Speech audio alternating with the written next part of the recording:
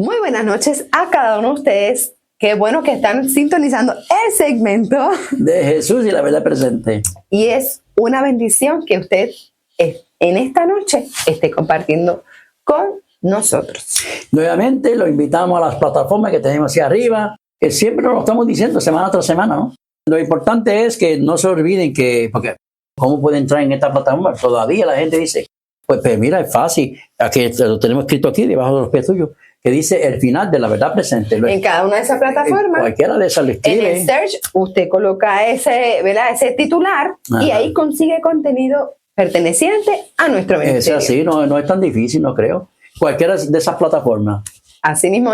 Y que no tan solo se vaya y pase desapercibido, déjese sentir dándonos, ¿verdad? Un compartir, dándonos un me gusta y exacto. Suscribirse en la página para que podamos seguir creciendo y podamos impactar más vidas. Eso es así.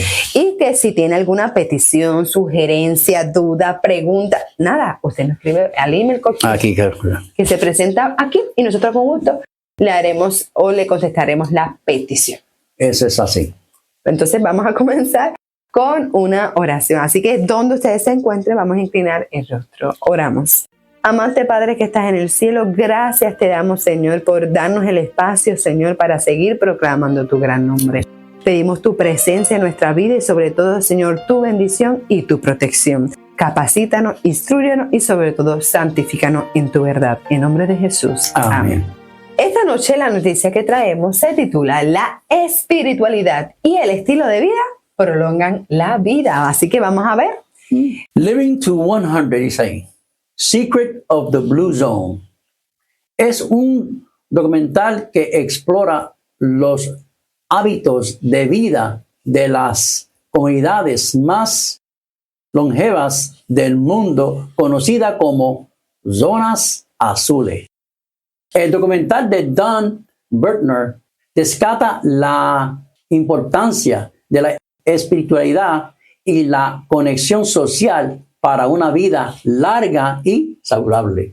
Según el autor de este documental, la asistencia regular a la iglesia y sus servicios no solo promueve una vida eterna, sino que también puede incrementar significativamente la longevidad en la tierra, superando incluso el impacto de la dieta y del ejercicio. Mira eso, qué interesante. Interesante, sí. Además, el experto señaló que un estilo de vida saludable que incluye dietas, ejercicio, manejo de estrés, puede agregar hasta 12 años de vida plena. Hay que anotar. Son 12 años. Que acabaste de mencionar dieta, ejercicio y manejo del estrés, ¿sabes? Llevar una vida en paz, en armonía. Exacto. Sigue también diciendo esta noticia que, sin embargo, la fe activa en Dios y la práctica habitual de la religión se destacan como factores claves que contribuyen de manera notable a la longevidad de esas comunidades que se conocen como, ¿verdad?, zonas azules. El documental analizó comunidades con la esperanza de la vida más alta del mundo, encontrando que 258 de 263 centenarios pertenecían a algunas comunidades religiosas. También se observó que aquellos ancianos más sanos compartían características de tener fe y las investigaciones revelaron que asistir a actividades religiosas al menos 4 veces al mes pueden aumentar la vida entre 4 y 14 años en comparación con quienes no lo hacen. Wow. Interesante eso. Además de la religión, la alimentación juega un papel crucial en la longevidad. Se señala que adoptar una dieta de la zona azul rica en alimentos integrales y de origen vegetal puede equivaler a hasta 10 años más de vida para una persona de 20 años.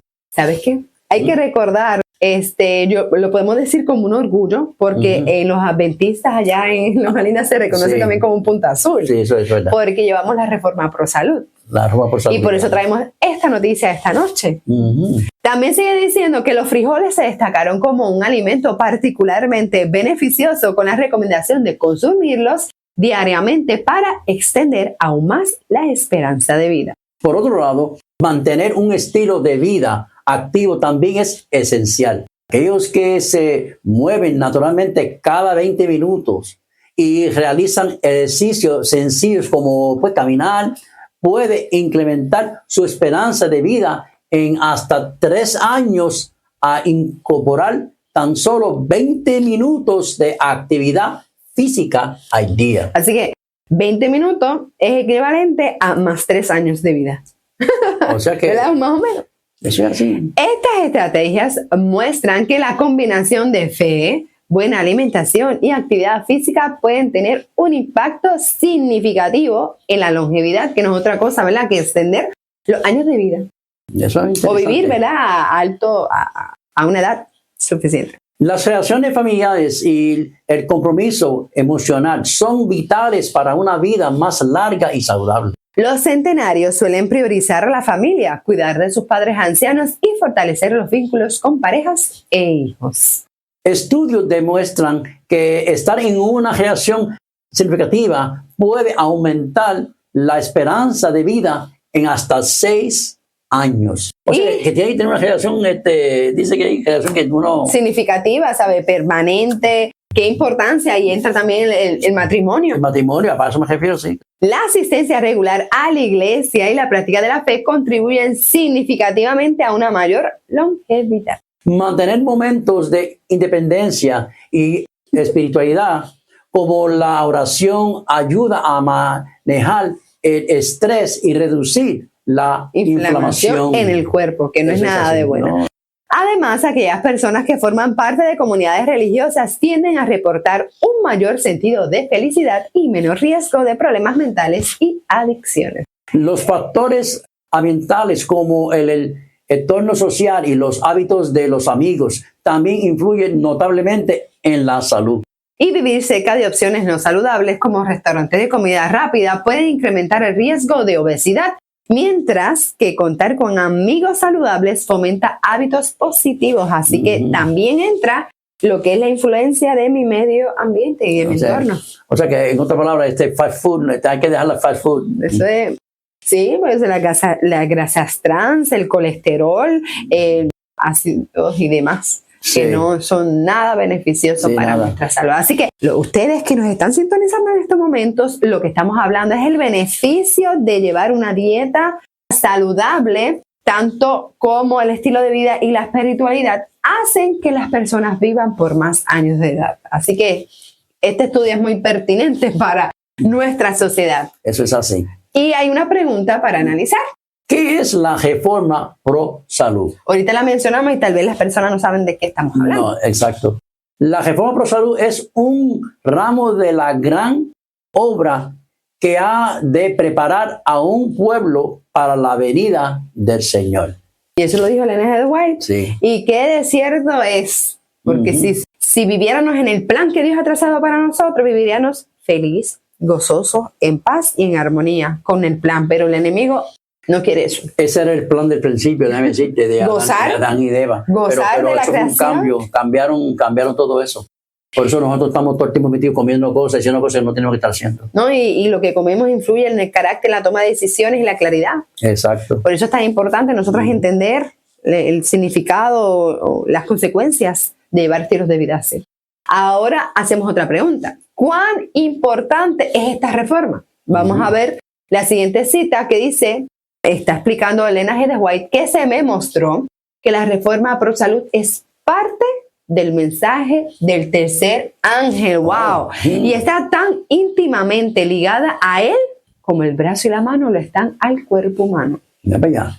Vi que como pueblo debemos avanzar en esta gran obra. Los ministros y el pueblo debe actuar en armonía. O sea que los pastores, los ministros, Ministro, todo. desarrollen este plan, o más bien sigan el que ya está estipulado, en unión a la feligreses, y eso es esparcirlo, impartirlo a quienes les rodean. Y no tan solo eso, sino vivir de acuerdo a esas enseñanzas. Exacto. Y cuando tal vez las personas piensen, ¿acaso será importante yo descansar bien o tener esperanza o comer saludable? Pues es tan importante que ese es el mensaje del tercer ángel, que es el mensaje que tenemos que pregonar ahora en la venida del Señor. En este momento, sí. Hay otra pregunta. ¿A qué nos ayuda la temperancia? Muy interesante eso. Adán y Eva cayeron por el apetito, fíjate, intemperante. Cristo vino y soportó las más duras tentaciones de Satanás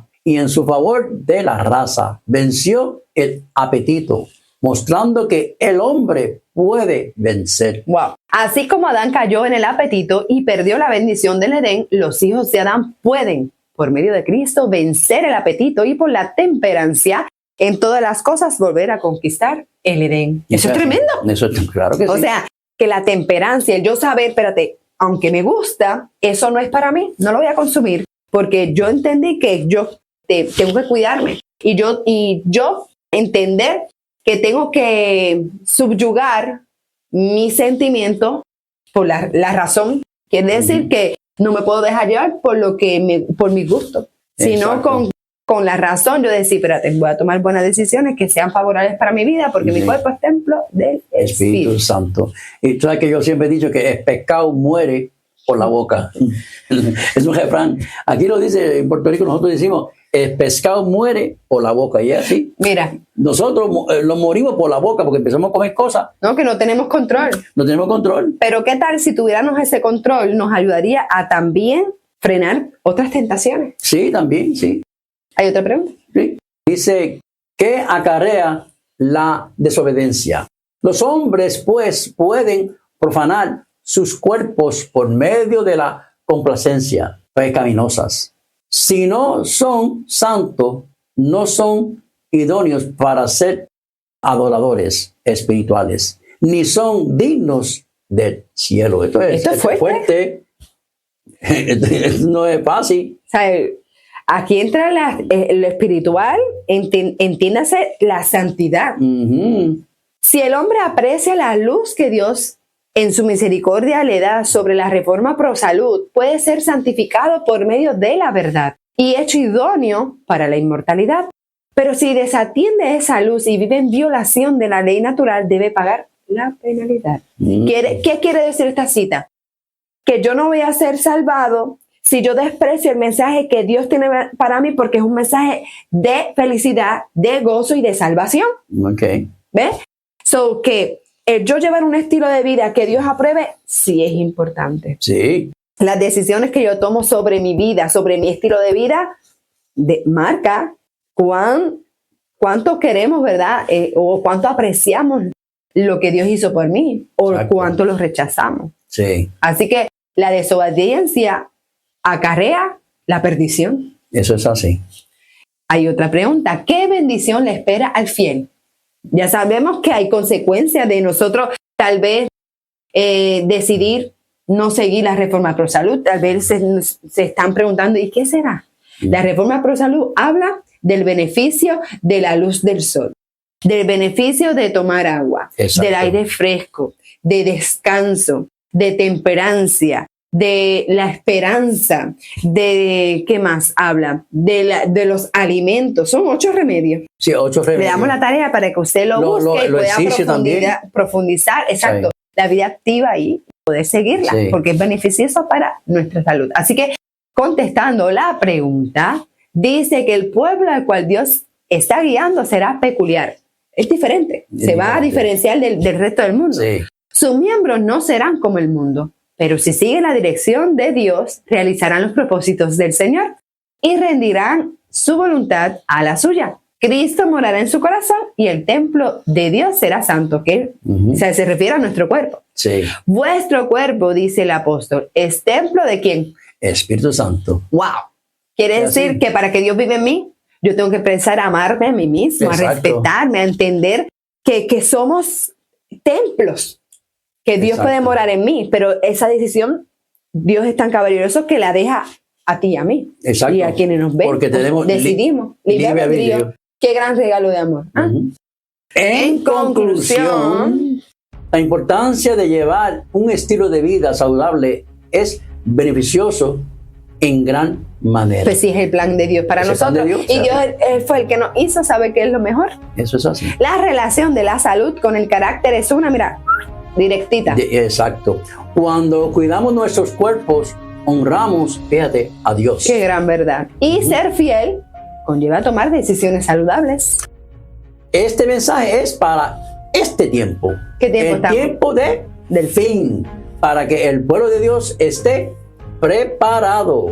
Y a veces no hay que traer, como yo te digo, no todos son malas noticias, esto es una gran noticia. Sí. Este documental lo estamos anunciando, pero este documental se encuentra en Netflix. También. Y uno accede a la plataforma y tal vez uno ahí puede profundizar y ver, porque hay muchos son incrédulos, y ahí está la evidencia científica que explica con datos, con hechos, con investigaciones, todo este contenido. Eso es así. Y es un privilegio saber que resalta los principios bíblicos este Eso. estudio. Así que, Maranata, Cristo viene.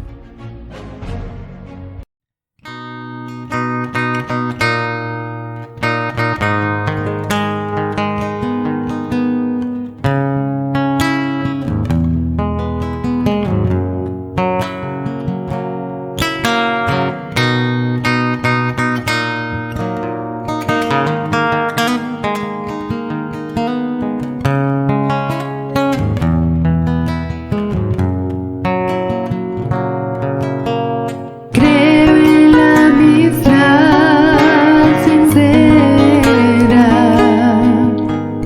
sin barreras ni color. Creo en el amor humano que nos une en medio del dolor. Nuestra amistad triunfante va creciendo cada día más, porque vive en nuestras vidas el perfecto amor de Dios. Somos fieles para siempre, aunque la vida dura es. La amistad nunca se pierde, porque la une solo es. Si tuviste que partir y a mi lado ya no está, la amistad perdurará y crecerá.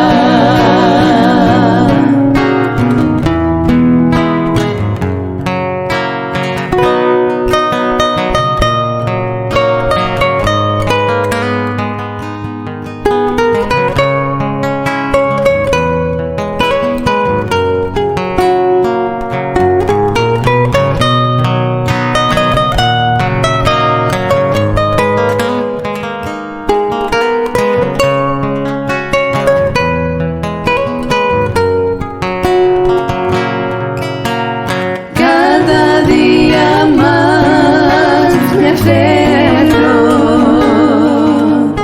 al amor de mi Señor. Ya no hay en mí derrota, puedo amar sin excepción. Vivir la vida amando trae la paz, tener dolor.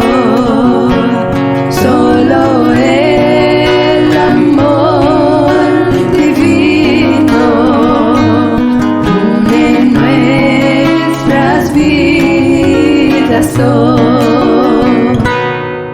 Somos fieles para siempre, aunque la vida dura es. La amistad nunca se pierde, porque la une solo él. Si tuviste que partir y a mi lado ya no está, la amistad perdurará y crecerá.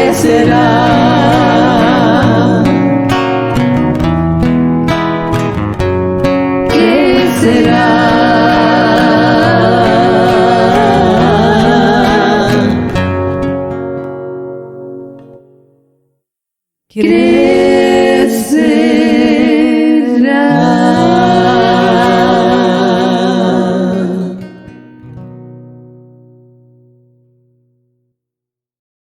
Saludos hermanos y amigos, les habla su amigo en Cristo Jesús, Dios Trinidad. Una vez más, continuamos con las profecías de Daniel, lección número 15. Pues lleva por título, habla grandes cosas contra Dios.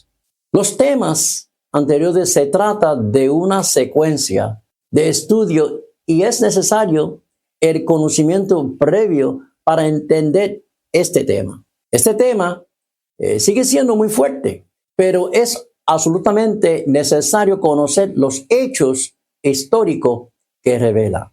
Antes de comenzar, deseo decir que estamos analizando un sistema, un poder.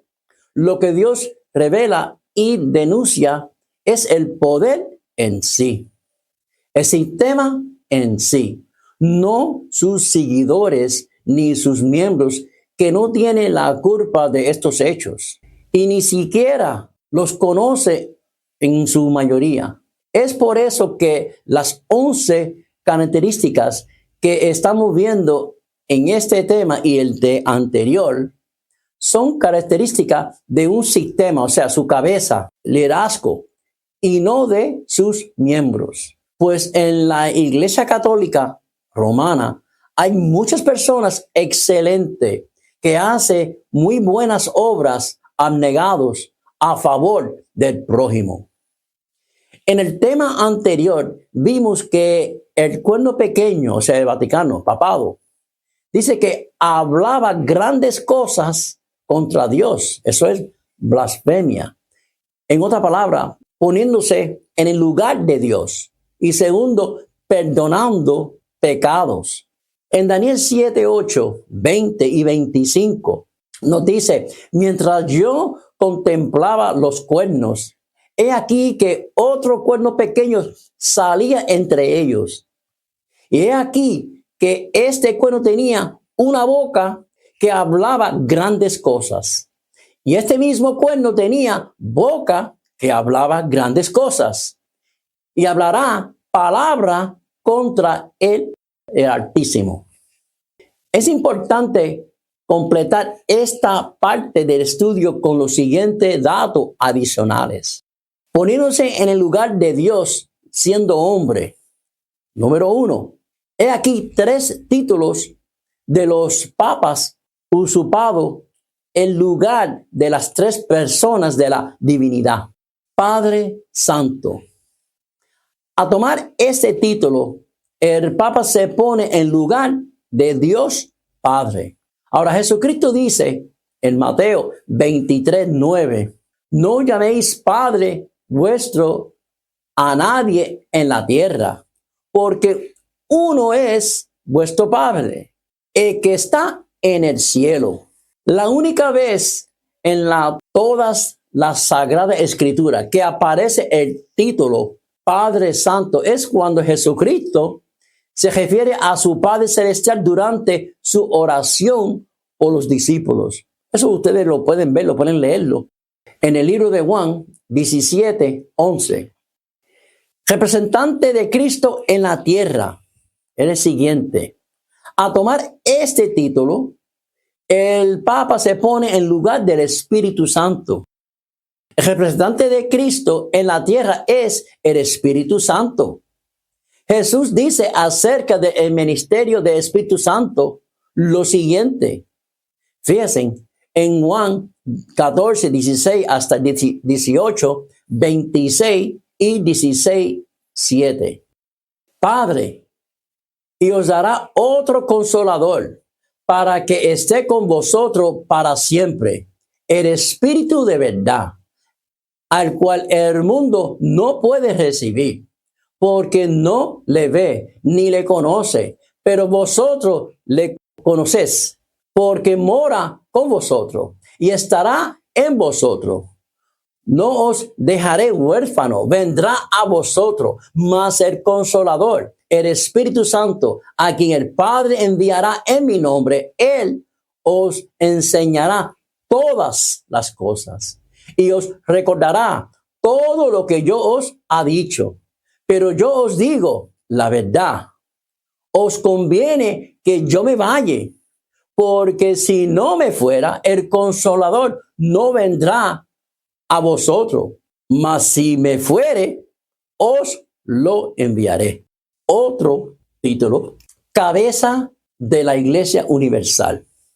A tomarse ese título, el Papa se pone en el lugar de Jesucristo, hablando del poder del Dios Padre, dice Pablo en Efesios 1, 20, 23, la cual operó en Cristo, resucitándole de los muertos y sentándole a su diestra en los lugares celestiales, sobre todo principado y autoridad y poder y señorío, y sobre todo nombre que se nombra, no solo en este siglo, sino también en el venidero, y sometió todas las cosas bajo sus pies, y lo dio por cabeza sobre todas las cosas a la iglesia, a la cual es su cuerpo, la plenitud de aquel que todo lo llena en todo. Y Colosenses 1, 18 y 19. Y él, que estamos hablando de Jesucristo, es la cabeza del cuerpo, que es la iglesia. Él, que es el principio de primogénito de entre los muertos, para que en todo tenga la preeminencia, por cuanto agradó al Padre que en él habitase toda plenitud. Otra citación, cual dice poder perdonar pecados. A los sacerdotes se les da, fíjense, el poder de orden sagrado para perdonar pecados. Cuando Jesús perdonó a personas sus pecados, los judíos lo acusaron de blasfemia, diciendo en Lucas 5:21, ¿quién es este que habla blasfemia?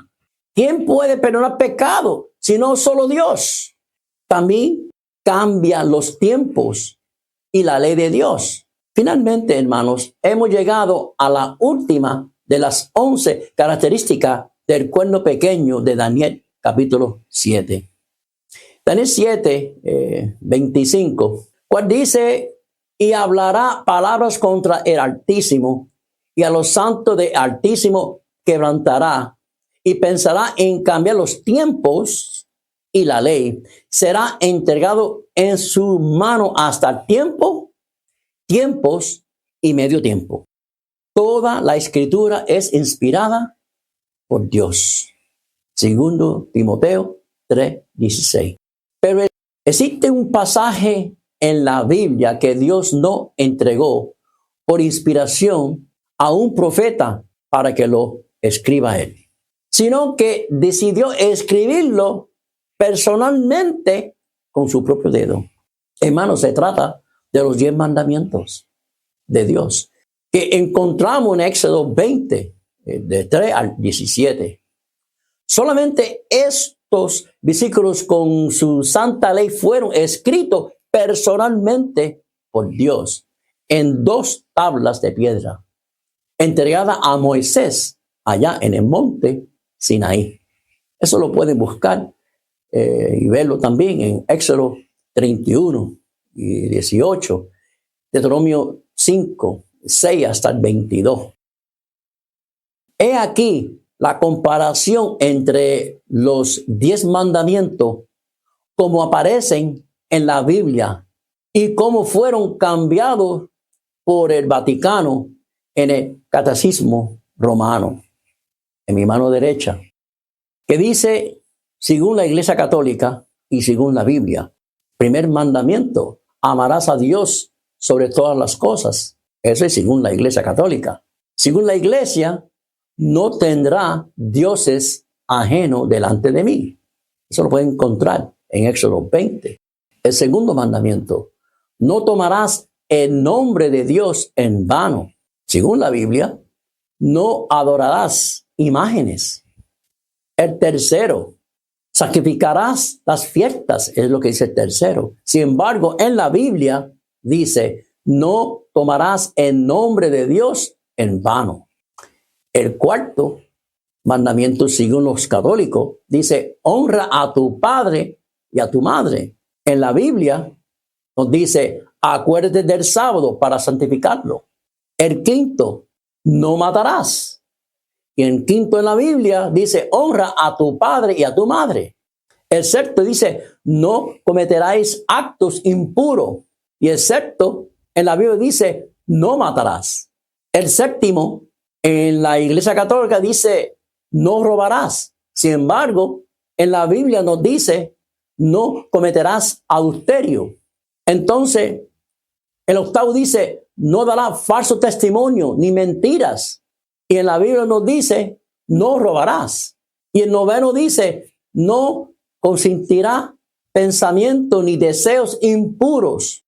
Según la Biblia, no hablarás contra tu prójimo falso testimonio. Y el décimo dice, no codiciarás los bienes ajenos. Y en la Biblia dice, no codiciarás nada de tu prójimo.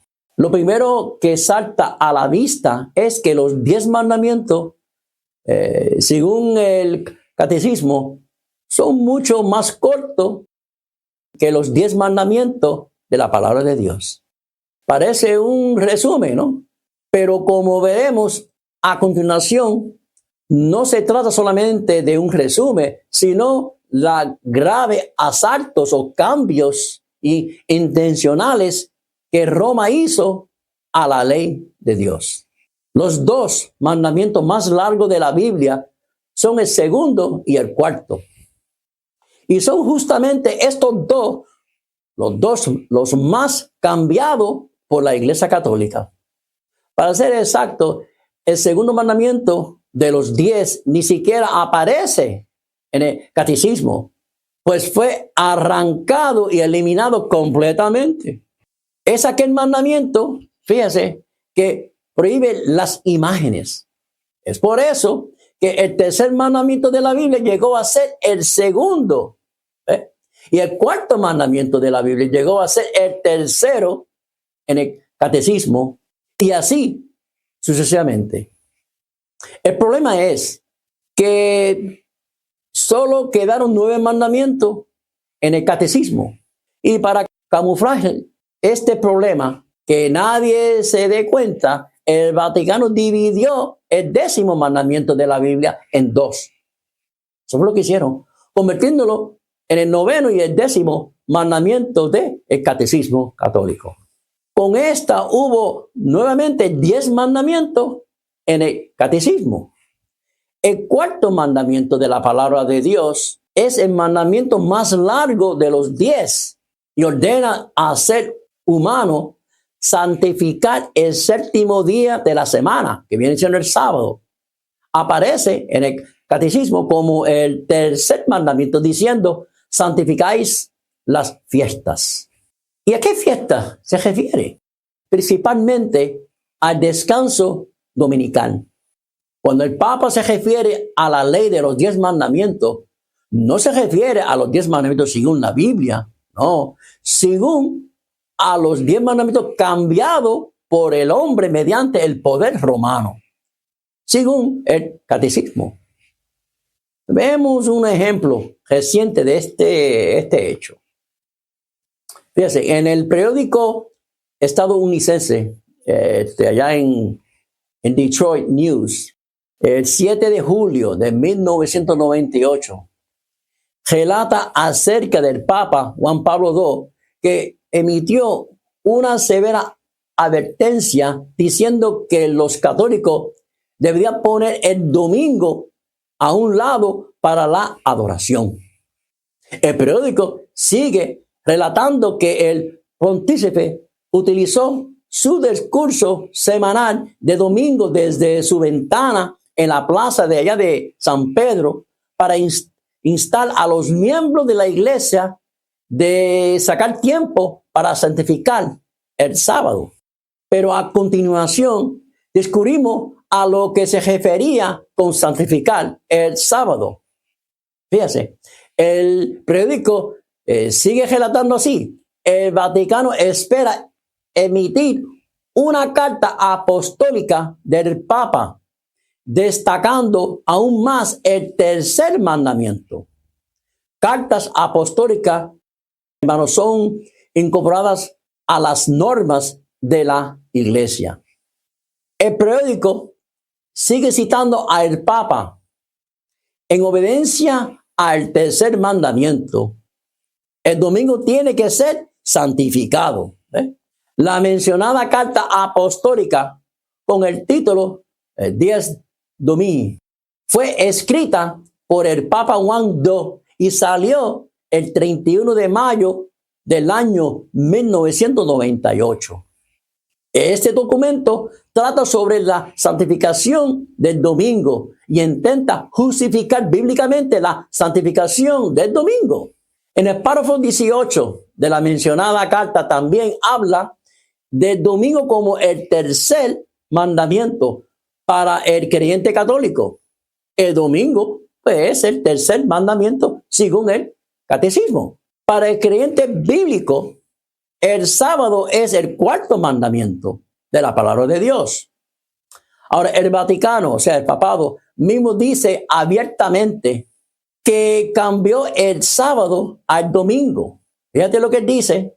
Por más de 1000 años antes de la existencia de un solo protestante, por virtud de su misión divina, la Iglesia cambió el día de reposo de sábado al domingo. Eso se encuentra en un libro, The Christian Sabbath, 1893, segunda edición, ese libro. Y le hace una pregunta.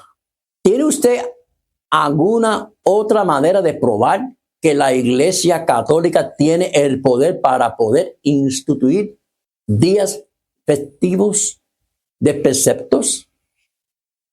La respuesta es, si ella no tuviese semejante poder, no lo hubiera podido hacer todo lo cual los religiosos modernos están de acuerdo con ella.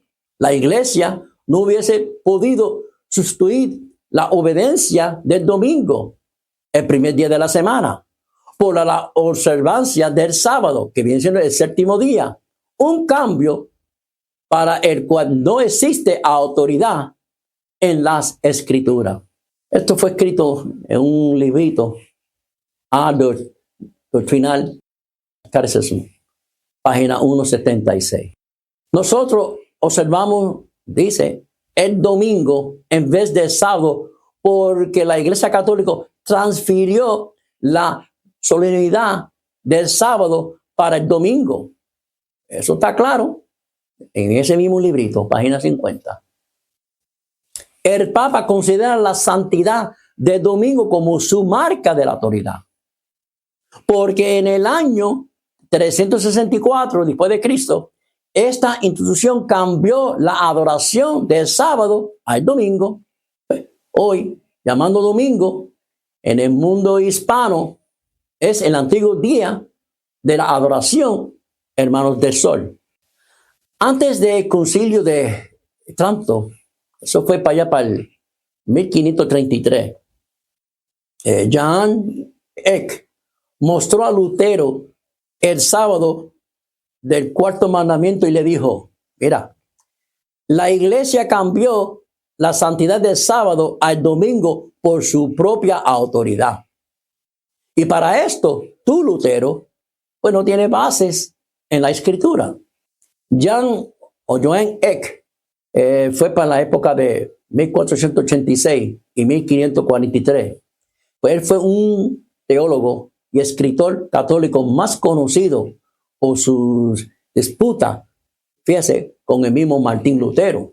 Eso fue para el año 1483 y 1546, que comenzaron para el año 1517 y continúa hasta su muerte en 1543. Pues ese señor Eck, ese teólogo, mantenía la postura de que si cualquiera podía determinar la verdad por sí mismo, entonces no había verdad, sino solo opinión. una afirmación que se convirtió en el centro de lo que se llama Contrarreforma. Lamentablemente, hermanos, Lutero no aceptó el descanso del sábado. Aunque tuvo además un amigo personal y compañero de trabajo que se llamaba Andrés Carstens, que se le opuso sobre la cuestión del sábado. Carstens observó el día sábado y enseñó su observancia. Ahora, si Lutero hubiese aceptado la verdad del sábado, la historia de la Reforma protestante había sido mucho más brillante, pues todos los países protestantes del norte de Europa hubiese aceptado el sábado como el día de descanso y se hubiese alejado de esta institución, hermanos, católica. El mismo André Bodenstein von Kartzen dijo en el siglo XVI, guardar el sábado tiene doble objetivo. En obediencia a Dios debemos descansar en paz y orar a Dios en procura de la santidad y esperar recibirla. Este reposo se efectuará cuando el hombre reconoce que la fuente de toda santidad es Cristo y que debemos ser santos como Dios es santo. En el Concilio de Trento, el año 1545 y 1563, al inicio del concilio se afirmó que la Sagrada Escritura y la tradición tienen la misma importancia. El Concilio Ecuménico 19, según la Iglesia Católica Romana, tuvo lugar debido a la continuidad, éxito del movimiento protestante. El papado lo percibía como medio de detener el protestantismo. Se establecieron ciertas reglas fundamentales. Primero, que la votación sería por cabeza y no por país. Esa daba el voto mayoritario a los representantes italianos y por ende al papado. Se declaró que la tradición y las escrituras serían fuentes iguales de la fe. Ahí que está el problema. En el concilio, en esta lámina que estoy presentando, en 8 de abril 1546, afirmó que la verdad revelada se contiene en los libros escritos y las tradiciones no escritas, y que la iglesia recibe y veneran ambos, o sea, con igual afecto de piedad e igual reverencia. André Carsten, durante el concilio el año 1558, salió el catecismo del concilio de Trento para los sacerdotes de las parroquias, que declaró que la iglesia de Dios ha considerado conveniente transferir la celebración y la observación del sábado al domingo. Al final del concilio se dio a entender que la tradición está por encima de las escrituras. Eso es así. El 18 de enero del año 1563, el concilio de Trento estableció que la tradición tenía más importancia que las escrituras. Después de un discurso poderoso de arzobispo, en el cual él dijo que el hecho que la Iglesia Católica había cambiado el cuarto mandamiento, acuérdate del sábado para santificarlo, pues, comprobaba claramente que la tradición era mayor que las escrituras. Las tradiciones de catolicismo romano, todas las tradiciones mencionadas se originaron siglos después de Jesucristo. Tener eso en mente. Ahora fíjense los cambios que ha habido en estos años. Primero, ancianos de la iglesia llamados sacerdotes por primera vez en el tiempo de Luciano, eso es siglo II. Misa sacerdotal instituida por Cipriano, siglo III. Oraciones por los muertos. Ustedes saben que en Hebreos 9:27 dice que después de la muerte viene el juicio. Eso comenzó, oraciones por los muertos, en el año 300 DC. La señal de la cruz, el año 300, velas que se colocaban, 320. Veneración de ángeles, o sea, santos, los muertos, el uso de imágenes. Mira lo que dice. Eso fue para el año 375. En Colosenses 2:18 dice, prohíbe estas prácticas. Misa como ritos, sacrificio diario que se hacía. En Hebreos 10:12 dice que Jesús fue sacrificado una sola vez. Comienzo de la exaltación de María, el término Madre de Dios, aplicado a ella por primera vez por el concilio de Éfesos, y eso fue el año 431. Vestiduras especiales para los sacerdotes, los curas, eso fue para el año 500. Extremaunción, eso fue para el año 526. Gregorio I inicia la doctrina de purgatorio. La Biblia solo menciona el cielo o el infierno. Eso fue para el año 593. La lengua latina como lengua de adoración bajo el Papa Gregorio I. Y fíjate lo que dice en 1 Corintios 14:9. Dice que esto no sirve al creyente, pues es necesario que él entienda la palabra de Dios.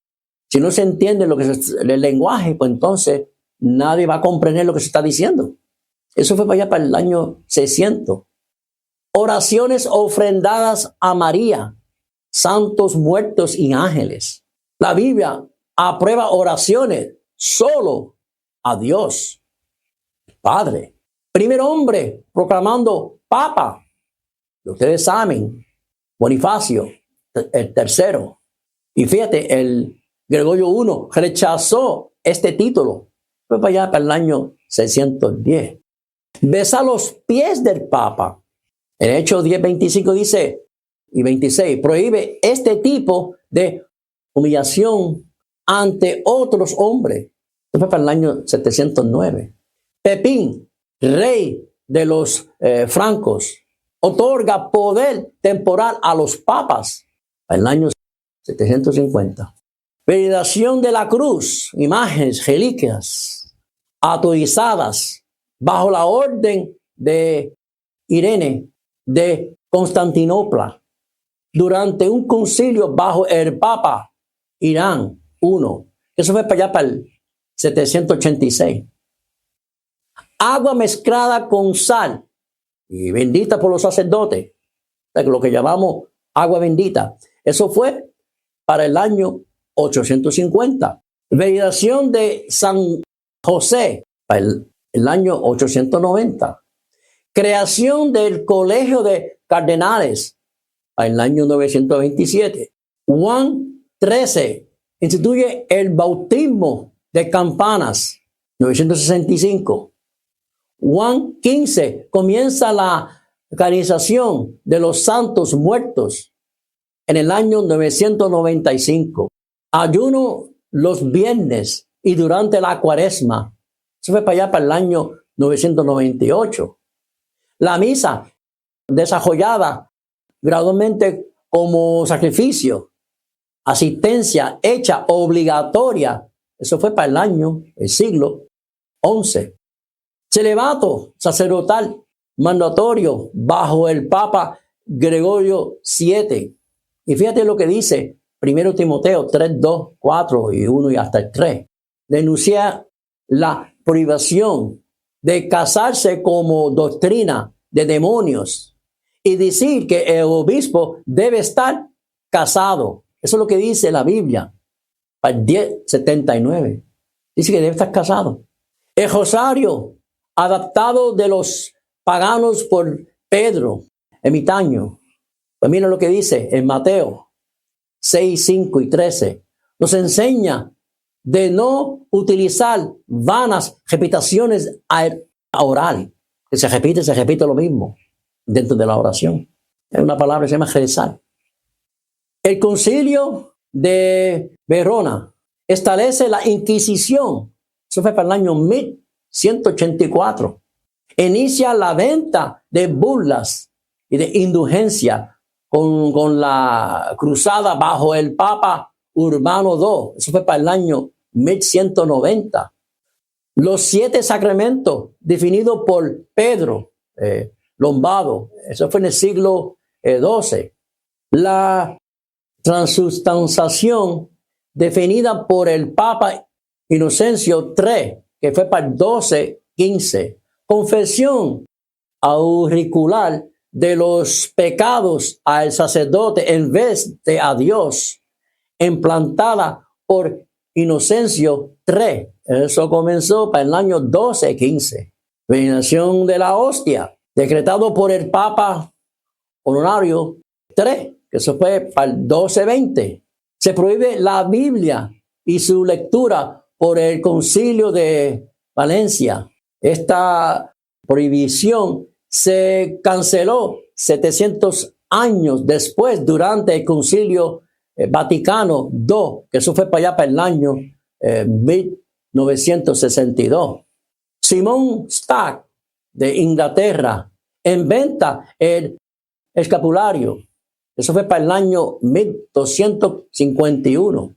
El Concilio de Constanza prohíbe el uso del cáliz, o sea, el vino, durante la comunión. Sin embargo, en Mateo 26-27, Jesús dice que todos deben participar y beber de la copa. Eso fue para allá cuando ellos eliminaron eso. Comenzaron a utilizar allá solamente los sacerdotes podían tomar el vino. En el año 1414. El purgatorio, proclamado como dogma de fe por el Concilio de Florencia. Eso fue para el 1439. La tradición de la Biblia son declaradas de igual autoridad por el Concilio de Trento. Eso fue para el 1545. Libros apócrifos que son añadidos a la Biblia por el Concilio de Trento. Eso fue para el año 546. El credo del Pío IV es impuesto como el credo oficial en lugar del credo apostólico original, que fue para allá para el año 560. La Inmaculada Concepción de María es promulgada por Pío IX en el año 1854. Comprendió de errores publicados por Pío IX y ratificado por el Concilio Vaticano, condena la libertad de religión, conciencia, palabra, prensa y descubrimientos científicos que son desaprobados por la Iglesia romana. Afirmó la autoridad temporal de todo papa sobre los regentes civiles en 1864. El Concilio Vaticano asegura la infalibilidad del papa en materias de fe y moralidad. 1870. El Papa Pío XI condena las escuelas públicas para el año 1930. El Papa Pío IX nombra a María Madre de Dios en el año 1931. La ascensión de María es proclamada por el Pío XI, fíjense, para el año 1950. María es nombrada Madre de la Iglesia por Pablo VI. Fue para el año 1965. Hermanos, el cardenal Newman admitió en su libro El desarrollo de la religión cristiana. Eso fue para la página 359. Él dice que templos, incensos, aceite, velas, ofertas devocionarios, agua bendita, santos o las fiestas y estaciones de devoción, procesiones bendiciones del campo, vestiduras sacerdotales, la coronilla de sacerdotes y monjas, imágenes, todos son de origen pagano. Jesús dijo en Mateo 15, 3, 9, ¿por qué también vosotros quebrantáis el mandamiento de Dios por vuestras tradiciones? Pues en vano me honra enseñando como doctrinas mandamientos de hombres. Pablo dijo en Colosenses 2:8, mirad que nadie os engañe por medio de filosofías y huecas sutilezas, según las tradiciones de los hombres, conforme a los rendimientos del mundo, y no sigan Cristo. En el Antiguo Testamento fue escrito en hebreo y un poco en arameo. El Nuevo Testamento fue escrito en griego. Jesús y sus discípulos hablaron griego aparte de su idioma nativo, el hebreo. Pues ese fue el idioma principal de la época, como hoy en día, pues, en inglés. ¿Por qué el Nuevo Testamento fue escrito en griego y no en el idioma oficial de los judíos, que era hebreo? Porque Dios quiso que su palabra pudiese ser leída y entendida por todo el mundo sin restricciones. Dios honró a Grecia grandemente a permitir que el Nuevo Testamento fuese escrito en ese idioma. Posiblemente también porque Grecia se portó bastante bien con el pueblo de Dios. Recuerden, cuando estudiamos en las generaciones de los grandes imperios con los hebreos, en los temas pasados, fíjense que entre el año 382 y el año 420, la Biblia fue traducida a idioma que llegó a ser el idioma principal de la época, que era el latín. La tradición recibido el nombre, fíjese, de Vulgata, o sea, dada al público, dado a entender que el propósito de esta tradición era que la palabra de Dios sea divulgada y dada al público ampliamente. El latín era el idioma que se hablaba en gran parte del Imperio Romano de Occidental. Ahora, hubo también la prohibición de la Biblia y su lectura. Es una locura, pero el Papado de Vaticano prohibió la lectura de la Biblia y su posesión durante casi 1000 años. A partir del siglo V, la Iglesia comenzó a recomendar leer solamente, fíjense, el Nuevo Testamento con el argumento que el Antiguo Testamento puede ser mal interpretado con facilidad. Con el tiempo, pues se desarrollaron movimientos centrados en la Biblia como los valdenses. Ellos hicieron tradiciones propias a base de la Vulgata en sus propios idiomas, sobre todo pues, francés. En el año 1199, el Papa Inocencio III prohibió la lectura de la Biblia en reuniones privadas. Esa prohibición equivale a una prohibición general para los laicos de leer la Biblia, pues los individuos particulares no podían acceder a una Biblia y por eso pues se reunían en grupos. En el año 1200 el Papa Inocencio III pues quiso quemar las Biblias con tradiciones francesas.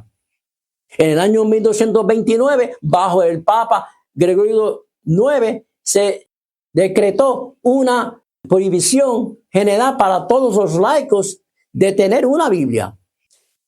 En el año 1234, los obispos españoles prohibieron, según un decreto del rey Jacobo I, que a todos es prohibido tener una Biblia con tradiciones romanas. La población tenía 8 días para entregar sus Biblias para ser quemada. Si no, uno era declarado hereje. En el año 1231, el arzobispo Teodorico II menciona los herejes, lo que dice, que tenían traducciones alemanes de la Biblia. En 1246 se decretó que laicos no pueden tener libros teológicos en latín en su idioma popular.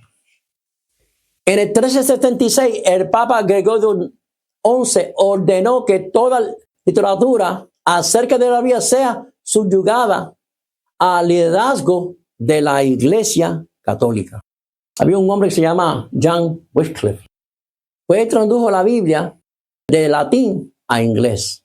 En el año 1415, durante el concilio de Constanza, Wycliffe fue declarado hereje 31 años después de su muerte.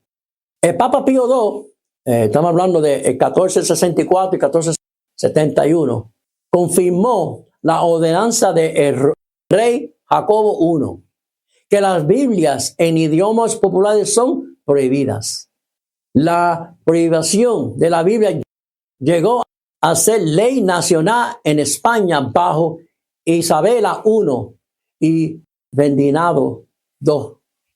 En 1497 ordenaron la destrucción de todos los libros hebreos y de las Biblias traducidas. Mira, hay más detalles acerca de la prohibición de la Biblia de parte del Vaticano. Pero estos hechos que se están presentando son suficientes para aclarar este capítulo oscuro del catolicismo romano.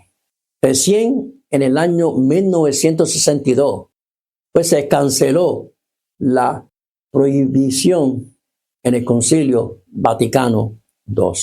Con razón, los protestantes de la Reforma llamaron unánimemente al papado, fíjese hermano, el anticristo. Los reformadores protestantes estaban unánimemente en dos puntos principales. Y el primero era, el justo vivirá por la fe. Y el segundo era, el papado es el anticristo. Aquel poder romano que había prohibido casarse mediante el celibato, introduciendo la idolatría y decenas de tradiciones no bíblicas, iniciando la venta del perdón, prohibiendo la palabra de Dios que se había puesto en el lugar de Dios, etc. Pues todo eso fue desenmascarado. Casi todos los grandes reformadores, como Juan Wycliffe, Juan Hus, Martín Lutero, Juan Calvino, Juan Knox, Juan Napier, William Tyndale, Nicolás Ridley, Juan Bradford, Thomas Cameron, Juan Hooper, Thomas Beacon, Juan Yulee, Edwin Sandys, Juan Wesley, citan entre sus textos a enunciar el sistema papal como el anticristo. El cuerno pequeño de Daniel 7. Los siguientes dos pasajes de la Sagrada Escritura, fíjense, hermanos. 1 Timoteo 3:1 y 3, 4:1 y 3. Si alguno anhela obispado, buena obra desea, pero es necesario que el obispo sea irreprensible, marido de una sola mujer, sobrio, prudente, decoroso, hospedador, apto para enseñar, no dado al vino. Pero el Espíritu dice claramente que en los postreros tiempos algunos apostatarán de la fe, escuchando a espíritus engañadores y a doctrinas de demonio, por las hipocresías de mentirosos que, teniendo caracterizada la conciencia, prohibiendo casarse.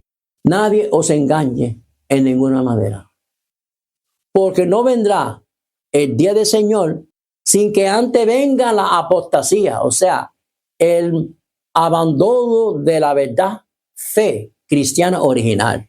y se manifieste el hombre de pecado, el hijo de perdición, el cual se opone y se levanta contra todo lo que se llama Dios o es objeto de culto, tanto que se sienta en el templo de Dios como Dios, haciéndose pasar por Dios.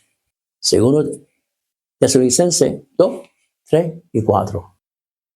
Le esperamos en nuestra próxima semana con la lección número 16, cual lleva por título: la esencia del cuerno pequeño es la mezcla. Oremos. Señor Padre eterno, en esta hora, gracias te damos una vez más, agradeciendo, Señor, esta historia que nos ha presentado, conociendo que la verdad te hará libre. Gracias porque estuviste con nosotros, tratando de darle más luz a lo que se ha estudiado en todas estas semanas, permitiendo que podamos seguir estudiando esto. Bendice, Señor, a nuestros hermanos. Úngelo a cada uno de ellos, que puedan seguir estudiando, además de lo que se está presentando aquí. Una vez más, le pedimos perdón si lo he ofendido por Jesús. Amén. Hasta la próxima.